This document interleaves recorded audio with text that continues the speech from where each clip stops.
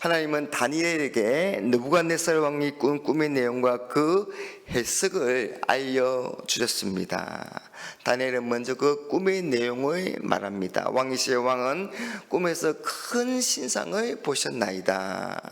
그 신상은 머리는 금이요 또 두 팔과 가슴은 은으로 배와 넓적다리는 노스로 종아리는 새로 그리고 발은 새와 진흙으로 만들어졌는데 매우 크고 두려운 신상이었습니다. 그런데 어떤 돌이 나와서 그 신상을 산산조각 내고 그 돌은 큰 산이 되어서 온 세상에 가득했습니다. 다니엘은 느부갓네살 왕이 꾼 꿈을 정확하게 알아맞혔습니다. 그리고 이어서 그 꿈을 해석합니다. 여러분, 느부갓네살 왕의 꿈에 나왔던 신상은 이 바벨론 왕국의 시작으로 장차 일어나고 사라질 나라들에 대한 예언입니다. 그래서 금으로 만든 머리는 바벨론이며 은으로 만든 가슴과 두 팔은 메데 페르시아 제국이며 노스로 만든 배와 넓적다리는 헬라 제국이고 새로 만든 종아리와 발은 로마 제국입니다. 그리고 그 이후에 여러 나라로 나눠지게 됩니다.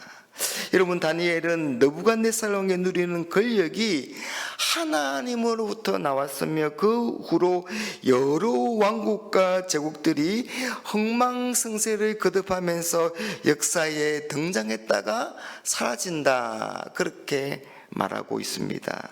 여러분, 실제 세계 역사는 그 신상 환상의 예언대로 그렇게 흘러갔습니다. 그런데 여러분, 돌이 나와서 이 신상을 부서뜨리는데요, 오늘 말씀 34절에 이 돌을 손대지 아니한 돌이라고 합니다.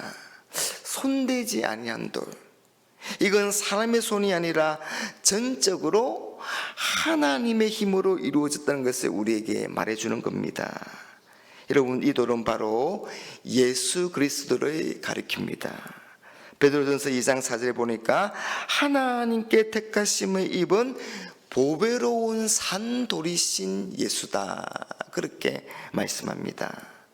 예수 그리스도가 오셔서 우상 숭배로 이어진 이 금과 은과 녹과 쇠와 흙의 나라를 부수고 진정한 하나님의 나라를 세우시는 것을 그렇게 말하는 것입니다.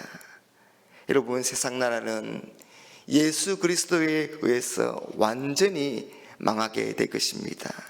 그리고 영원한 나라, 곧 예수 그리스도를 머릿돌로 하는 하나님의 나라가 온전히 세워지게 될 것입니다. 여러분, 세상 나라는 무너지고 없어질 것입니다. 그리고 하나님의 나라는 영원히 세워지게 될 겁니다. 하나님은 예수님을 보내시기 훨씬 이전부터 이런 섭리와 계시로 이 일을 준비하고 계셨습니다. 여러분, 하나님은 세상 역사를 예수 그리스도를 중심으로 진행해 나가실 것이며 그 나라가 바로 하나님의 나라입니다. 바로 교회입니다. 보세요, 여러분. 하나님이 왕의 꿈을 통하여 이런 예언을 하시는 그 뜻이 무엇일까요? 그건 세상의 영광과 세상의 권세는 영원하지 않다는 겁니다. 여러분, 느부갓네살 왕이 이런 꿈을 꾸게 된 이유가 무엇입니까? 여러분, 하나님께서 무엇 때문에 이런 꿈을 꾸게 하셨습니까? 여러분, 29절 말씀을 한번 보십시오. 왕이여, 왕이 침상에서 장래일을 생각하실 때에 은밀한 것을 나타내시는 이가 장래일을 왕에게 알게 하셨사오며. 여러분, 무슨 말입니까? 지금 이 바벨론에 느부갓네살 왕이 잠자리에 들어서 이 자신이 건설한 바벨론의 미래가 어떻게 될지를 생각하게 될 때에 하나님이 꿈으로 그 바벨론의 미래를 보여주셨다는 그런 뜻입니다. 여러분, 느부갓네살 왕은 자신이 역사상 가장 위대한 왕국을 이루었다고 그렇게 생각하고 그렇게 교만하고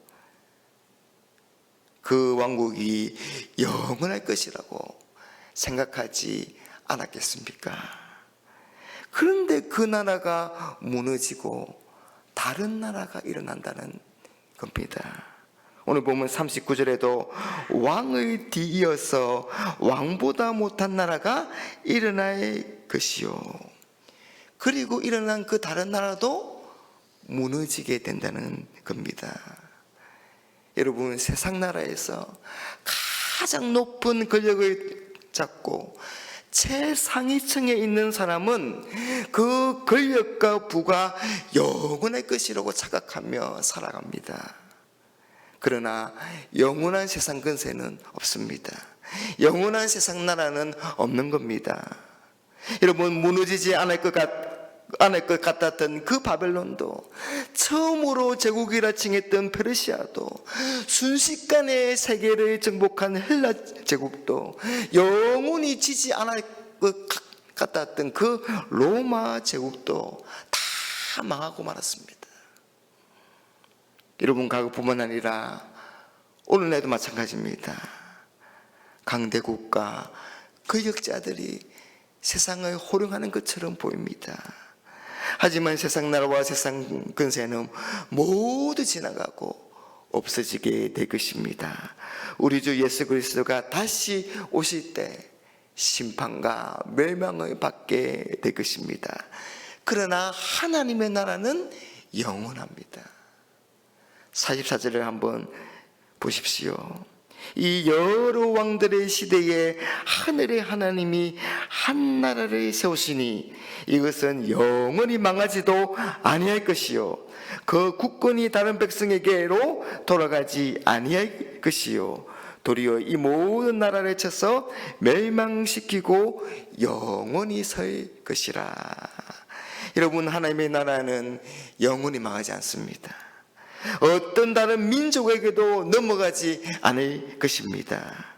우리 주 예수 그리스도가 왕이신 그런 나라는, 하나님이 다스리는 그 나라는 흔들리지 않습니다. 견고합니다. 쇠하지 않고 패하지도 않습니다.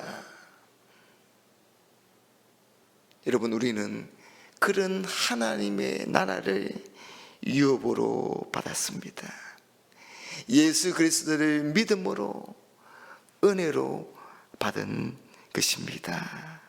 그러니 여러분, 우리는 그 하나님 나라의 소유한 정말 복 있는 사람들입니다. 여러분, 우리가 어떻게 살아야 할까요? 어제 우리 당회가 신대원과 KPM을 방문했는데요, 거기서 참 귀한 도전을 받고 은혜를 받았습니다. 단 하나뿐인 우리의 인생, 무엇을 위해 살아가시겠습니까? 그런 도전을 이렇게 하시더라고요. 여러분, 여러분들은 어떤 삶을 살아가시겠습니까? 여러분, 그건 땅의 것이 아닌 하늘의 것, 위의 것을 구하며 그렇게 살아야 되지 않겠습니까? 하나님의 나라와 그 의와 영광을 구하며 살아가야 되지 않겠습니까? 그 나라를 위해서 희생하고 충성하고 헌신하며 살아야 되지 않겠습니까? 사랑하는 여러분, 눈에 보이는 세상 나라를, 세상 근세를 쫓아가고 그것을 두려워하는 것이 아니라 눈에 보이지 않는 영원한 나라인 그 하나님의 나라를 소망하며 그 하나님 나라를 위해서 살아가는 우리 모두가 되시기를 주님의 이름으로 축복합니다.